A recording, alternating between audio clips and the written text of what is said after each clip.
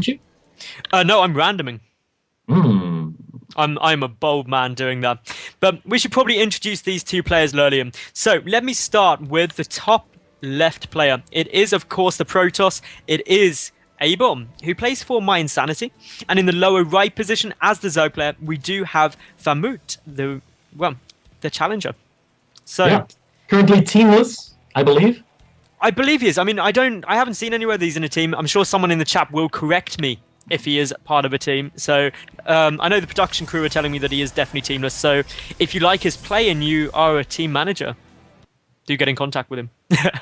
So quick rundown of this map, Lurlian, is the key thing about this map, I'd say, is this third base. The third base is fairly huge due to this rock tower, which is one of the new features in Heart of the Swarm. Rather than the destructible rocks you see normally, these can actually be broken and then they knock down, creating destructible rocks in the gap between the cliffs. But actually where the rock tower is at the moment is indestructible rocks. So it means that your opponent can't just push straight into the third base, allowing both players to quite easily take that. Specifically the Protoss player, it's something I've seen a lot of them utilize on this map in order to take an exceptionally early third base. So we might be seeing that. Other than that, the four watchtowers are in a nice placement all across the center of the map, so you can get complete vision. There's so many bases as well. This is quite a large macro map, in my opinion. Yeah, it is a macro-oriented style map. You know what map this reminds me of? The map that we currently have in a lot of Wings of Liberty tournaments. That's currently in the ladder map pool. Which one is it? Which one do you think this is? I think this looks a lot like Entombed Valley in the way the bases are set up. Yeah, it's a relatively easy to take third base with destructible rocks in the middle. It really promotes three-base play for Protoss on this map, like you said. I think there are a lot of similarities between Entombed and this particular map. Yeah, there are. Now you're saying it, I'm starting to see it a bit more. I mean, the fourth base is slightly safer, I would say. Yeah, the fourth base is different, indeed. I agree with you. But as far as the three bases go, like it's almost the exact same thing. Yeah. Now, I'm just taking a look at what else we've got building. We've got the Forge up, Nexus up, obviously the cannon coming up for ABOMB. No sign yet from Phamut what he's going for. He's just getting the hatchery down. He's got his spawning pool already, so I'm imagining a quick third, to be honest. It's what you'd standardly do in Wings of Liberty, and there hasn't been really much early game change in this matchup in Heart of the Swarm, in my opinion. The only difference, which is really worth noting, is of course the Mothership core. Tends to allow Protoss players to be a lot more aggressive early game. And that's just due to the recall ability and really just being able to come back if things don't go your way. Indeed, that's a good point. The recall is an important factor that the Mothership core has. The other big thing, of course, is it's a flying unit in the super early game, and that way it can allow Protoss players to harass early on. If Zerg players are going to be greedy and take ridiculously quick three bases, Protoss can also open one base, gateway, cyber core, mothership core, and make a zealot and two stalkers, and attack with the zealots, two stalkers, and the mothership core towards that third base. And if the Zerg is super greedy like that, he's going to have a bad time. He is. Now, I don't know if you've noticed this, but actually Phamut is taking a different third to what some people would expect. This third is easier to take in the sense that you don't have to worry about clearing out the rocks, but obviously it's a little bit out of the way. And of course, Terran and Protoss players will always take the lower left third as opposed to the top one. And this basically means that actually Zerg players can get four bases up quite comfortably by taking this one third. So I'll be interested to see whether Phamut goes for that. We do have the Mothership core now on its way for ABOMB. We also have 3 gas. And that 3 gas is quite exciting because it's very similar timing-wise to how YY usually goes for his Oracle play. So considering we haven't seen anything thrown down yet, I'm waiting to see whether we get a Stargate fairly soon. We could very well see a Stargate. We see a Sentry now on the way for ABOMB, playing it really safe, has 2 Zealots out, has the Mothership core out, and he's going to start working away at the rocks towards that third base that Protoss like to take, a different third base than Phamut has chosen to take. Phamut, by the way, wow, he's going to be going up to 6 gas really, really quickly. Already we can see the ghosts of those, the 5th and 6th gas appearing at the third base. So what is our Zerg player going to do with all this super early gas? He doesn't even have a lair on the way yet, and he's already got 6 gas mining. That's quick. Well, the only thing I can really think that you get this much gas for is, of course, Mutus. They've had a nice buff in Heart of the Swarm with their health regeneration. And through watching quite a lot of White Wild's Heart of the Swarm games, I've seen him have a lot of problems and also in control with Mutalisks and mass Mutas. And on a map such as this, with a lot of dead space round behind the third main, and also before the fourth's taken some dead space going into the natural, it could be that Phamut is trying to really take that advantage and use them as heavy harassment and damage dealers to the mineral line. It could be. Phamut really playing a bit of a risky build right now. He's banking on his opponent not going for some kind of 5, 6, 7 gate attack, because a 5, 6, 7 gate would be able to, well, probably even kill him, because he's got no Roach Warren. He's on pure links right now, and speed is not even halfway done yet. So it's going to be a long time before he has speed links, and Roaches are nowhere in sight either. No, they're not. And I'm just having a look at these gateways. There is actually quite a few on their way down. We're already up to 5 gates. Yes. And that 5-gate pressure, as we're seeing with the Zerglings pushing up now, the Mothership Core allows you to really do this nicely as Protoss, because you can warp in, and if you do get surrounded or suddenly see a lot of Roaches, all you have to do is recall. And that is one of the fundamental changes to this sort of stage of the game. But as you can see, these Zerglings trying to run in. They've got to be careful, though, because the Mothership Core up there, the Queen's trying to pick it off. And I think that's a great move by Phamut Lillian. Yeah, looking really good for ABOMB right now. He doesn't have +1 yet. I think he's going a little bit too early. His +1 is 5 seconds away from finishing, and all his Zealots are getting killed off right now by the Zerglings. Now they have +1 finished up. The Mothership Core is going to be staying a little bit back, does not want to take any risks and lose that, and the Zealots now have +1 weapons upgraded, so they're going to be two-shotting away at those Zerglings. Speed now finishes for the Blink, so they're going to have the maneuverability advantage, but without Roaches, an attack like this is so hard to deal with just pure Lings. It is indeed, and Phamut's long game plan, as I thought, is to get that Spire up. That Spire already in production, but as we saw, it got scouted perfectly by ABOMB with that Hallucinated Phoenix. Of course, Hallucinate doesn't take an upgrade anymore, and we just actually saw ABOMB take down the third base of Phamut, so really not looking good for him at the moment. No, he's definitely on the back foot right now. In the meanwhile, our Protoss player has expanded to a third base himself, so he's going to be upper base on the Zerg. And it looks like Phamut is trying to commit to killing these Zealots right now, but he's not managing to do it. The Zealots are still alive, still 5 of them, and because of that +1 upgrade, they're really powerful right now. +1 is now finished up for the Zerglings as well, so they're now sort of on even footing, even though +1 for Zealots is still better than +1 is for Zerglings, if you know what I mean. No, I'm just looking at the chat here. Apparently, Phamut has forgotten his Roach one. So that is the reason we don't have any Roaches here at the moment, and it's really what's cost Phamut this third base. But he's got the Mutas out now, or he's got the Spire out rather, so he does have the option to go into Mutalisks, which could be helpful for him. But of course, ABOMB getting up the Dark Shrine, which is going to allow him to get Archons out. And with that, with the fact that he's got the Twilight Council as well, researching Blink, really ABOMB's getting in the perfect position to deal well with Mutalisks. Yeah, he's in such a beautiful position now, this Protoss player.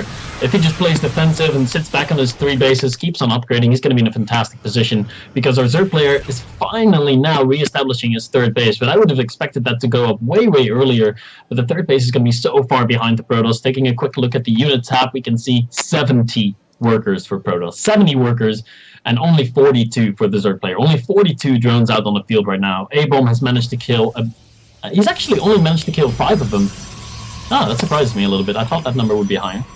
Well, the drones weren't actually at the third base for quite a long time, so because of that, ABOMB did pick off the hatchery, but most of the drones survived. But it's never going to be a good situation as a Zerg player when you're at 42 to 70 workers.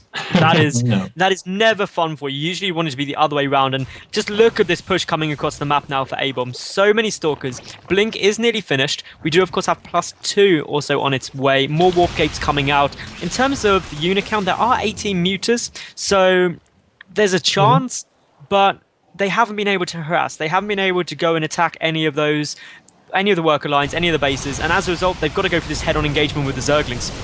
Oh, this is a pretty okay engagement. Oh, but the force fields are pretty good. The Zerglings are there to buffer some damage. Has ABOMB moved out too early? I think he might have. His Blink is not done. His +2 is not done yet. But now Blink is finished up, and he's not even going to try to Blink micro his Stalkers. He's just going to full-out retreat, warp in some DTs. 2 DTs being warped in. I think they're going to be morphed into an Archon, or are they going to try to do some harassment? Looks like it's going to be the latter. He's not going to use them to defend. He's going to try to get some counter damage in while Phamut is gearing up to attack the third base of Protoss. Indeed. Now, in come these mutas. They are going to go and do some really quite considerable damage because Cannon's only just on the way now. ABOMB instantly pulling back all of his probes. We can see here quite a lot of damage being done. A muta is taken out there. The Stalker's trying to catch up, but the Natural has no cannons at it either. And as long as Phamut keeps pushing and keeps dealing this harassment without losing too many Mutalisks, he's going to be in a great spot again. Yeah, he's trying to fight his way back into this, and he's doing a really good job. The DTs are doing some considerable damage, though. They already killed a queen, and now they're starting to work away at the drones. 2 Mutalisks are trying to kill them off right now, but 2 Mutalisks really not doing that much damage. Ooh, he's trying to focus down the Spore Crawlers, not going to get that. That's going to be a nice defense by Phamut there, and if he keeps this up, he might be able to make a comeback. The worker count has been equalized, and the Protoss has taken some damage. A big part of his army was killed. He lost all of his sentries, so I'd say this game is relatively even right now.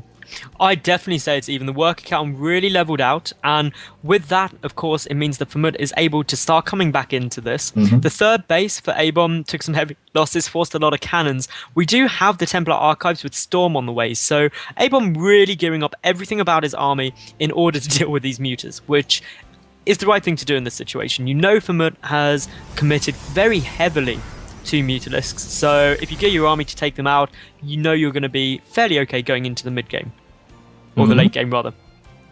Yeah, ABOMB is ahead once more, though, in the worker count. ABOMB has been continuously producing workers. He's now up at 67 to the 47 of Phamut as he's getting into the main base. Phamut trying to kill some of those probes to equalize that number once more, and he's going to get a lot of them here. The army is completely out of position for ABOMB. He's now walking up into the main base. We could see a blink to take out a few of the mutas. Looks like blink was already used. Only one Stalker blinks forward. Of course, he's not going to be able to snipe any of the mutas, but once again, Phamut staying in there with his muta harass, once again equalizing the worker count.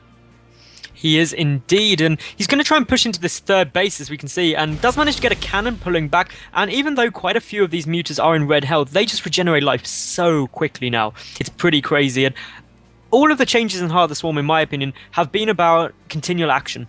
That Blizzard have wanted to encourage players to be much more aggressive, much more harassment heavy, poking, prodding, as opposed for going deathball v deathball. And that's really indicated, in my opinion, in the supply count, as we're seeing at the moment. When you think that we're at 17.5, nearly 18 minutes, and neither player has been maxed out yet. In a Wings of Liberty game, we would have seen 2 deathball armies looking at each other angrily by now. Yeah, and we're nowhere near the late game either. I mean, we just now see the infestation pit go down, so it's going to be a while before Phamut can move on towards Hive Tech, which is something that worries me a little bit. A mistake that some Zerg players can make is that they stay stuck on their mutas for too long and don't have a late game option. They don't have their follow-up ready, but luckily Phamut now getting down that infestation pit. Is he going to use it to go into Hive immediately, or is he going to build a few infestors? I think it would be good to go into Hive right now. I think going up into Hive would be a good idea. Of course, Ultras are a very viable option now in Heart of the Swarm compared to Wings of Liberty. Their damage has been much increased because it deals a flat damage to all units as opposed to the bonus damage to armored. So that means that they're obviously in a much stronger position going in against Protoss.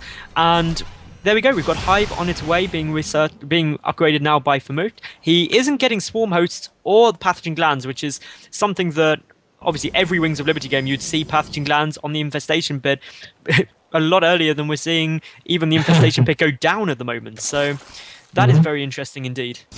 Yeah, it looks like Phamut is going to stick to Zergling, Baneling, Muta to make the defense against the impending attack of ABOMB. ABOMB has a Storm. He has +3 weapons finished up. He's getting Charge and +1 armor. Those are not going to be done for his next attack. Phamut, on the other hand, has +2 weapons and +1 armor. So in the terms of upgrades, they're going to be relatively even, but I think the army for ABOMB is just so much better. Those High Templar with Storm, if they get off those good Storms on the Banelings, the Zerglings, and the Mutas, everything is going to melt to Storms. He has nothing to counter the Storm usage of ABOMB right now.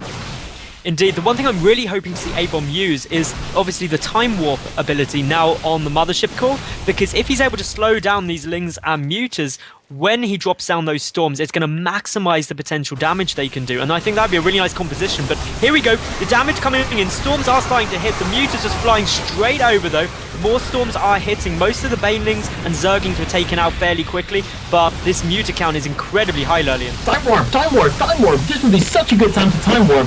That would prevent those mutas from retreating. And he's actually not going to use the energy on his Mothership Core, which is a bit of a mistake, but it looks like he's just barely good enough to come out ahead in this engagement. The supplies have been equalized. That's a bad sign for our Zerg player right now, who's now behind in supply by about 10 to 20. And I have to criticize ABOMB a little bit here. The Mothership Core not using the Time Warp there, that could have made that battle go into his favor completely. And this is what I think is so nice to watch in some ways. There we go, look, we've got Time Walkers on Mothership Core now.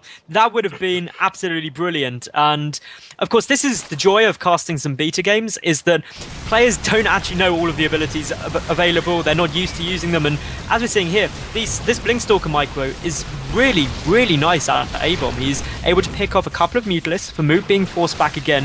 Phamut also lost his 4th base, which was going to the upper right of the map. So they are on equal bases at the moment, but ABOMB has just finished up his own 4th. So that's giving him a nice little advantage. And with the Archons coming out, obviously, things are looking very good for the Protoss player now. Yeah, ABOMB has been constantly harassing with GTs too. Phamut realizes he has no chance in this game anymore. Only had about 40 to 50 drones left. Lost his 4th base to DTs. And ABOMB is going to go ahead and take the first game of this best of 5 Challenger series for the ESET